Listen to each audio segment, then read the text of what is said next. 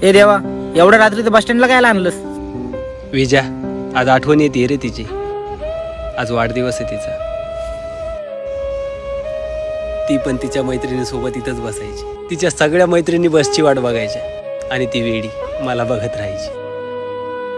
मी असाच समोर उभं राहून तिला बघत राहायचो. यार, इथं तिची बस यायची. एकदा का बस आली ना सच्चा, सगळे पोरं उठून बसकडे पळायचे, एकमेकांना ढकलायचे, लोटायचे, पण बसमध्ये घुसायची.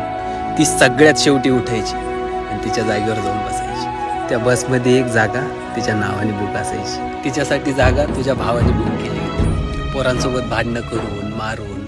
तिचं गाव इथून 15 किलोमीटर होतं. ती बसमध्ये जायची आणि मी मोटरसायकल घेऊन बसच्या मागं. त्या दिवशी आम्ही दोघं असेच बसलेलो होतो आणि अचानक माझ्या डोळ्यात पाणी आलं. तिनं माझ्याकडे बघितलं आणि बोलली, मी माझं बाळ स्ट्रॉंग आहे ना, मग असं रडायचं नाही. सुट्ट्या फक्त 2 महिन्याच्या आहेत. मी 2 महिन्यांनी परत येईन. बस जात होती. ती वेडी मला बसच्या खिडकीतून हात करत होती. 2 महिन्यानंतर सुट्ट्या संपल्या. बस परत आली.